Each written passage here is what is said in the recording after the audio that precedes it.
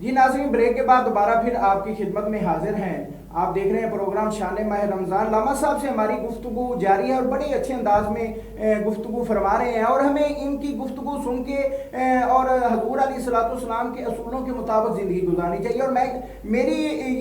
میرا ایمان ہے کہ اگر ہم حضور علیہ الصلوۃ والسلام کے بتائے ہوئے اصولوں اور ان کے صبر کے مطابق اگر ہم زندگی گزاریں گے تو میرے خیال میں جو ہمارے معاشرے میں مسائل پیدا ہو رہے ہیں، ہمارے گھرانے میں مسائل پیدا ہوتے ہیں، میرے خیال میں وہ 100% جو ہے وہ کم ہو جائیں گے۔ حافظ صاحب، آپ ہمیں یہ بتائیں کہ صحابہ کرام کی زندگی سے صبر کے خوبصورت نمونے کس طرح ملتے ہیں، اس کے بارے میں بھی، اور میں نے ایک اور گزارش کروں گا کہ جو ہمارے معاشرے میں بات چل رہی ہے کہ اگر ہم ناظرین کو یہ بتائیں کہ اگر ہم صبر کریں تو ہم اپنے آپس میں بھائی بھائی کس طرح مل کے رہ سکتے ہیں، کیونکہ یہ چیز تو صبر سے ہی ہم تجاوز کرتے ہیں تو ہمارے جو ہے نا دیواریں ہوتی ہیں، ہم ایک دوسرے سے الگ ہوتے ہیں۔ اس کی بھی تھوڑی سی وضاحت فرمائیں۔ جی بالکل،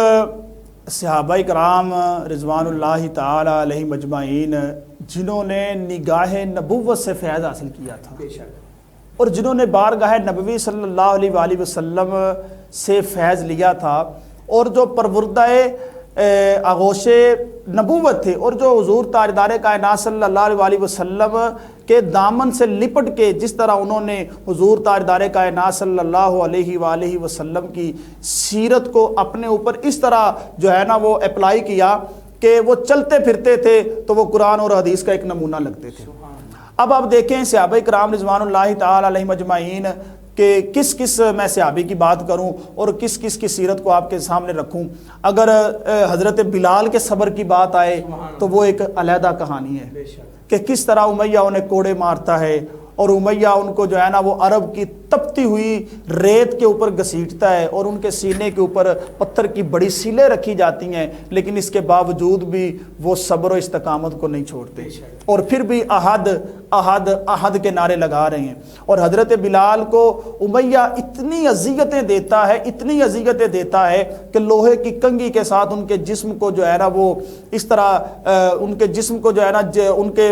گوشت کو اس طرح جو ہے نا وہ کھینچا جاتا ہے، لیکن اس کے باوجود بھی حضرت بلال حبشی رضی اللہ تعالیٰ عنہ صبر کے دامن کو نہیں چھوڑتے۔ پھر حضرت عمار بن یاسر رضی اللہ تعالیٰ عنہ، آپ کی ایک علیحدہ کہانی ہے، اور آپ کی والدہ محترمہ کی ایک علیحدہ کہانی ہے، اور پھر آپ کے والد محترم حضرت یاسر رضی اللہ تعالیٰ عنہ ان کی ایک صبر کی علیحدہ کہانی ہے۔ یقین کریں جب یہ کہانیاں سنتے ہیں، پڑھتے ہیں، بیان کرتے ہیں تو رونگٹے کھڑے ہو جاتے ہیں کہ وہ صحابہ کرام رضوان اللہ تعالی علیہ مجمعین ان کے اندر کس قدر کوٹ کے صبر کو جو ہے نا وہ میرے کریم آقا صلی اللہ علیہ وآلہ وسلم کی ذات نے بھر دیا تھا کہ کافر تکلیفیں دے رہے ہیں، اذیتیں دے رہے ہیں، معاشی بائیکاٹ ہو رہا ہے، سوشل جو ہے نا وہ بائیکاٹ ہو رہا ہے، مگر اس کے باوجود بھی صحابہ کرام رضوان اللہ تعالی علیہ مجمعین قرآن کے حکم کے مطابق اور حضور کی سیرت کے مطابق صبر کے ساتھ اپنے آپ کو لگا کے رکھتے ہیں اور استقامت کے دامن کو نہیں چھوڑتے۔ اور پھر آپ دیکھیں کہ مکے سے جب ہجرت کا وقت آیا تب بھی کس طرح کفار نے اذیتیں دیں، اور پھر مدینہ پاک میں آنے کے بعد بھی کس طرح کفار بار بار مسلمانوں کو اذیتیں دے رہے ہیں، مگر صحابہ کرام پھر بھی جو ہے نا وہ صبر کے دامن کو نہیں چھوڑتے۔ تو ہمیں صحابہ کرام کی زندگی سے بہت سے ایسے جو ہے نا وہ خوبصورت صبر کے نمونے ملتے ہیں۔ تو میں جو آپ نے اگلا اسی سوال کے ساتھ جو وابستہ سوال ہے میں اس کو بھی ساتھ منسلک کرتا ہوں کہ آج ہمیں بھی ضرورت ہے کہ جس طرح صحابہ کرام رضوان اللہ تعالی علیہ مجمعین انہوں نے صبر کا مظاہرہ کر کے دکھایا، اور آج تک وہ ہمارے لیے ایک صبر کا عملی نمونہ ہے، ہمیں بھی یہ چاہیے کہ ہم بھی ایک دوسرے کے ساتھ اسی طرح صبر کے دامن کو تھام کے ایک دوسرے کے ساتھ رشتوں کو جب جوڑیں گے تو پھر انشاءاللہ ہمارے رشتوں کے اندر مضبوطی بھی آئے گی۔ میں چونکہ ایک قانونی جو ہے نا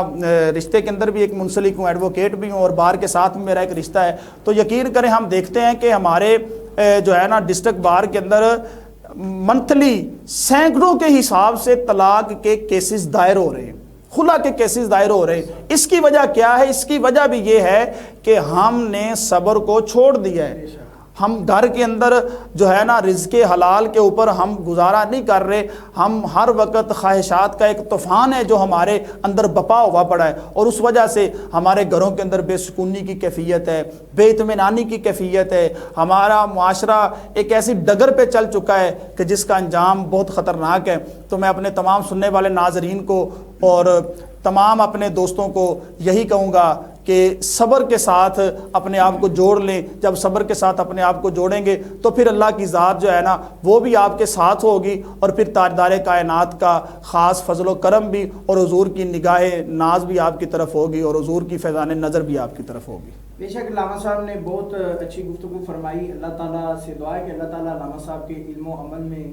برکتیں عطا فرمائیں۔ تو ناظرین بالکل جو ہماری آج کی جو پوری گفتگو ہے وہ صبر پر تھی۔ ہم علامہ صاحب نے حضور علیہ السلام کے صبر کی بھی مثالیں دی، صحابہ کرام کے صبر کی مثالیں دی، انبیاء کرام کے صبر کی مثالیں دی، اور ہمیں یہ نہیں ہے کہ ہم ان کو صرف سماعت فرما لیں اور سماعت فرما کے صرف سبحان اللہ کہہ دیں۔ اس کا مطلب یہ نہیں ہے، اس کا مطلب یہ ہے کہ ہمیں ان باتوں پر عمل کرنا چاہیے۔ اگر ہم ان باتوں پر عمل کریں گے تو ہمارے معاشرے میں جو ہماری آج کل بھائی بھائی کی نہیں بنتی، وہ صرف اسی وجہ سے بنتی ہے، نہیں بنتی کہ ہم ایک دوسرے کی بات برداشت نہیں کرتے۔ اگر کسی بڑے بھائی نے نصیحت کے طور پہ کوئی بات کر دی ہے تو وہ ہم برداشت نہیں کرتے، ہم کہتے ہیں یہ کون ہوتا ہے کہ ہمیں بات کرے، اور جب وہ ہم بات برداشت نہیں کرتے تو وہ دیواروں کا جو ہے وہ رستہ اختیار ہوتا ہے۔ ہم ایک دوسرے کا چہرہ دیکھنے سے جاتے ہیں۔ بھائی بھائی ہوتے ہیں جو بچپن میں ایک دوسرے کے بغیر رہ نہیں سکتے، ایک جگہ پہ بیٹھتے ہیں، کھانا کھاتے ہیں، ایک چارپائی پہ سوتے ہیں، لیکن وہی ایک وقت آتا ہے